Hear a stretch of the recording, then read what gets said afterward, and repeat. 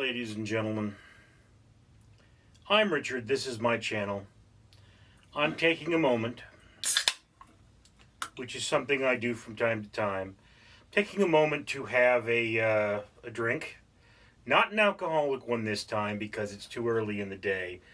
But, you know, I've been awake for more than 10 hours, but it's still too early in the day for me to be drinking. I think I have some driving to do, or at least I want to keep the option open. So, for those of you who are new to this channel, I'm a food blogger, so I wind up with a number of things like this: cut energy, weight loss, watermelon pomegranate, and these things sit and sit and sit. So rather than trying to drink a bunch of drinks that will offset my diabetes and make me sick all at once, I'm drinking them over time whenever I have something to say to you. And,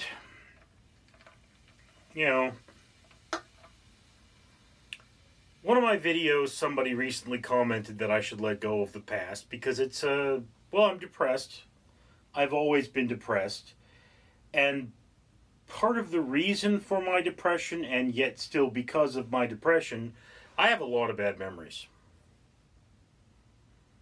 Yeah. But the best thing to do with bad memories is to systematically desensitize yourself to them.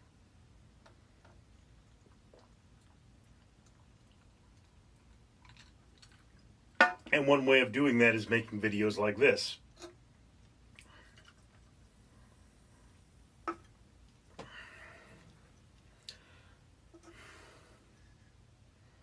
I always check. Yes. This is 2 years and 2 days out of date. So the caffeine probably doesn't have as much punch as it used to. Anyway, in addition, I would like to remind you that for every 1,000 subscribers I get, I do purchase one of these bracelets from 4Ocean. 4Ocean then pulls a pound of trash out of the ocean every time I do that. If you would be so kind as to comment, like, and subscribe, you'd be doing your part for a better world. Now, as I said, I was cleaning my house.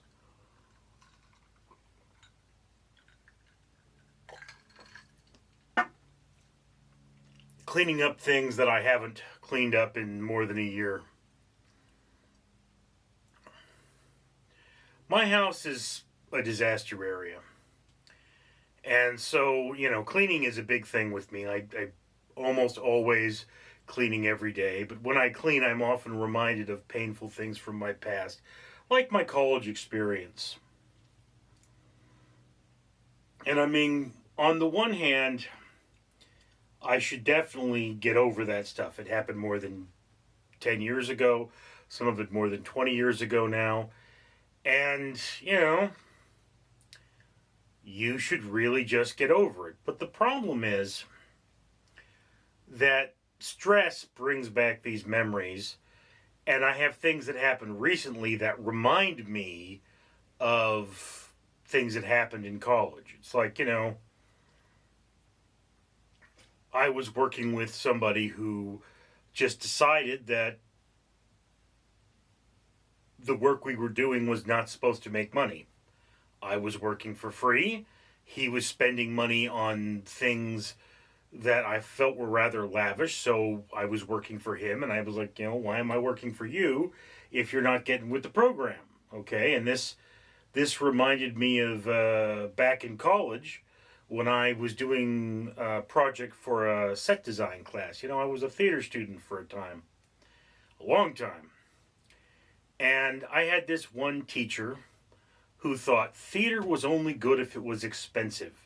So he wanted me to spend thousands of dollars making models for his class.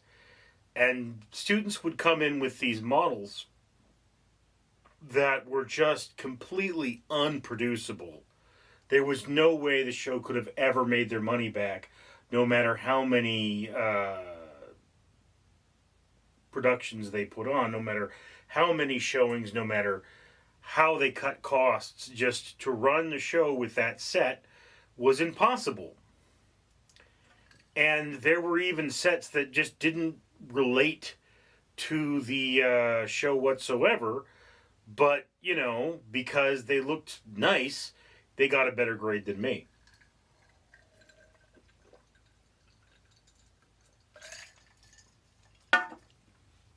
And, you look at this guy and you're like, look, dude, everybody's telling me I'm not going to make a lot of money at this. You're basically telling me to make projects that sabotage my ability to make money, because I walk in there with the most expensive set. They might be sitting there going, wow, that's really cool, but it's the most expensive set. And this guy, he gets some jobs and he loses some jobs, but I saw his sets and quite frankly, I wasn't impressed. And it's one of those things you have to say is that on the one hand, as a designer, you should learn to take orders. Director says, well, that's got to be this. And it's like, well, he's the director. He's the one who hired you. You've got to do what he says. But on the other hand, it's like if you're training me to spend a lot of money on something, particularly, I was not going to be a set designer. I didn't have any desire to be a set designer. Set design is just not my thing. And, it's like one of those things where you just look at this guy and think, this is why theater doesn't make money, because you guys aren't business-minded. I get that this is a form of art, but it's still a business. It's much like with YouTube here. Every now and again somebody comes up and says, well, why don't you do this? Well, because so long as I consider this a hobby, I'm not trying to put money into it. If I were going to put money into this channel, it should be into advertising for this channel, because advertising for this channel is what's going to make it grow the most. And if I have one person that says, well, your sound could be better by a microphone, the answer is, yeah, I've seen professional videos with bad sound, and if this channel were making money, it probably wouldn't make a difference how much I change the sound. But you're right, I would get a microphone at that point. But getting a microphone is something I've done in the past, and the microphone, wound up getting destroyed or damaged and not working to begin with. And it's like, why put money into it if this is not making money? It doesn't make a lot of sense. They say you got to spend money to make money, but yeah, and this is probably never going to make money. This is most likely an outlet for me to rant about my mental health rather than anything else. It's one of those things, like, I could take one of the scripts I've written, because that was one of the things I wanted to do. I want to be a writer, I could take one of the scripts I wrote and, spend every last dime I have producing it as a movie, and then post it on this channel. Why would I do that? I'll never make my money back. I could get a lot of props, I could get a lot of views, but that's just not how the world works.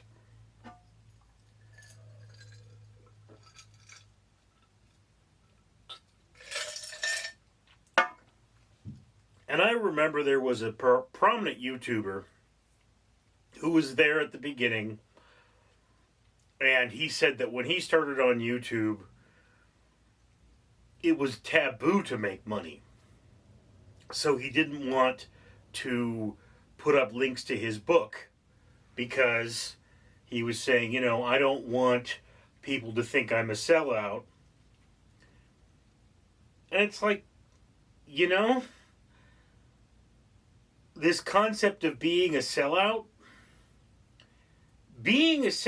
means that you're not true to your craft because you're trying to make money, not that you're making money because you're true to your craft.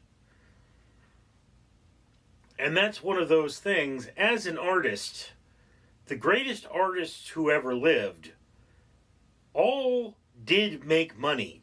This idea that artists didn't make money, they may not have made a huge amount of money, but they did make money. That's one of those things. Michelangelo didn't paint the 16th chapel for free. He was paid for it. And a lot of money was spent making those paintings. So one of those things that we should understand is that, yes, they made money. They may not have made a huge amount of money, but they did make money. There are playwrights who have written, hundreds of plays because the laws that they contended with, I believe this is in Spain, the laws that they contended with generally meant that they didn't make a lot of money, but what they were good at was writing plays. So there are these people that have written, 200, 300 plays because the way it worked was they wrote a play, they put on a production, and the earnings from the second show was what they got. The purse from that. That was it. You didn't get residuals for the rest of your life. It's just, writing a play was something you basically did for you, and once you did it, okay, you can make some money at it, but you can't feed yourself. You have to do something else. So that's the world we live in. That's the world they lived in. But this idea, people have this idea that theater arts doesn't make money. Theater arts doesn't make money if you decide it's not going to make money. There's Waiting for Godot, which I believe there's 4 or 5 people in. 5, I believe. There's the 2 main characters. There's a rich man, his servant, and a messenger. 5 people. And it doesn't require much in the way of sets or costumes. It's all very simple. And, this production, if it was put on Broadway with 2,000 seats, you would have to pay the same ticket price as if you went to see Phantom of the Opera, which has more than 100 people are required to run that show. So, yeah, if you, the investor, had to pick one, you would want to do Waiting for Godot as opposed to Phantom. Phantom, it makes money. It makes money. It charges a lot for tickets, and they have advertisers. They make money. They're not a cash negative experience. You're not putting money in and theater comes out.